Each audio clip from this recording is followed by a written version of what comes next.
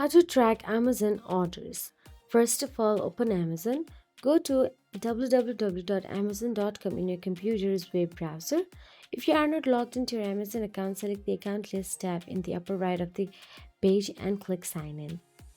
After that, click Orders. It is in the upper right side of the Amazon web page. Now enter your password if prompted. Type the password that you use to sign into your Amazon into the password text box, then click Sign In to proceed. Find an order to track. Scroll down through your account's list of ordered packages until you find the order that you want to track. After that, click Track Package.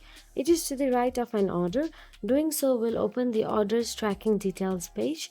If you don't see Track Package next to your order, the package may not have shipped yet, or it may not be trackable due to a non-compliant shipping policy.